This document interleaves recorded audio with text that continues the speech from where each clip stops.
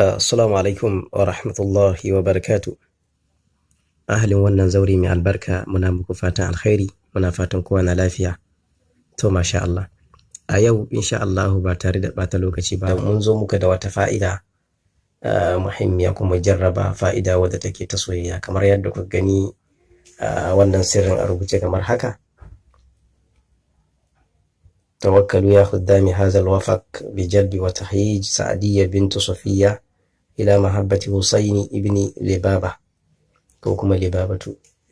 To haka abin yake bayan an rubuta wannan bismillahir rahmanir rahim aka rubuta wannan rubutun wato hatimin kenan aka sanya adadin da ke ciki sai a zo a rubuta wannan wafaq din da ke ainihin kewaye da wannan hatimi ma'ana tawkil.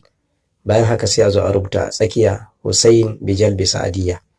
Idan Hussein ne yake son yayi mallaka kamar yadda muka sa wannan takaddar Hussein ne ake son yayi mallaka, don haka shi yasa muka sa at-tawkil din ya kasance tawakkalu ya khuddami hadha al-wafaq bijalbi wa tahyiji wato Sa'adiyyata bintu Safiyya ila mahabbati zuwa ga soyayyar wato Husaini ibn Libaba wato zuwa ga soyayyar Husaini dan Libabatu. To a takaice haka abin zai kasance. Idan kuma mace ce take son ta yi mallaka a wurin wato bijalbi wa tahyij din nan za a canza shi wajen inda muka sa Sa'adiyya bintu Safiyya anan sai a sa ainihin misali Husaini ibn Libaba, gaba sai a sa ila mahabbati Sa'adiyya bintu Safiyya. Haka za a yi idan aka yi shi kamar yadda kuka gani haka a rubuce za a yi shi takarda 7. Nan za ku ga takarda 2 ce saboda akwai sauran takardun da za a cika takarda 3 wadda a kowace takarda sai a saka mata lubbanu zakar. A sa mata lubbanu zakar a ciki. Bayan an sa lubban zakar sai a nade takardar sai a yi laya, amma ana aikin ne sa'atu nahar lokacin rana. Lokacin rana ba wai da maraici ba ko da daddare, da rana ake irin daga bakin karfe 12 zuwa karfe ainihin 2 zuwa karfe 3 ake wannan aikin.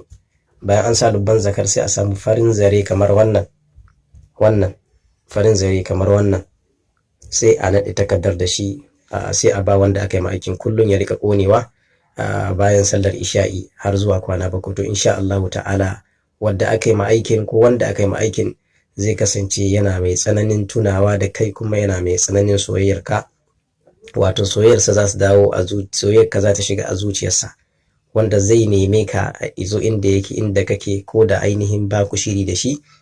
To insha Allah ta'ala zai neme ka, in ma kuna shiri to zai kasance mai tsananin so a gare ka, ma'ana mai nuna maka tsananin soyayya. Wannan sirri mujarrabi ne insha Allah. Muna fatan an fahimci yadda aikin yake. Na'am, kamar yadda aka gani wannan shine lubban zakar din, wannan shi ake kira da lubbanu zakar. To shi za a zuba ga takardun ɗai bayan ɗaya.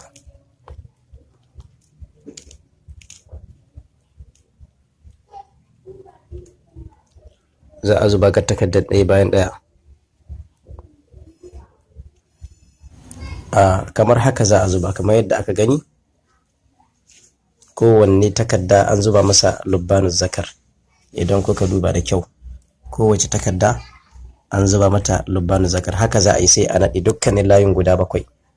Idan aka ainihin naɗe su sai a yi abin da muka faɗa. Insha Allah za a samu biyan bukata kuma za a samu nasara kwarai da gaske. Wannan sirri mujarrabi ne.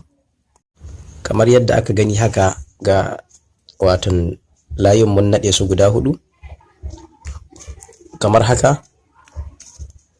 Idan an duba da kyau ga su haka guda 4 mun riga mun naɗe su. To haka za a yi su watan laya 7. To sai a kone kowace bayan sallar isha'i. Haka za a yi tsawon ainihin sati 1. To ina tabbatarwa in dai aka yi wannan aiki in dai game da soyayya ne wallahi za a samu nasara kwarai da gaske, domin wannan aikin mujarrabi ne kati kasaif. Insha Allah ta'ala takaice dai wannan shine bayani game da wannan sirri. Wannan sirri ne na muhabba aljalbu wa tahyij, wato sanya soyayya tsakanin mutane guda biyu da kuma ainihin sanya sha'awa da kuma ainihin shauki na soyayya. Wannan shine bayani a takaice. Wassalamu alaikum wa rahmatullah.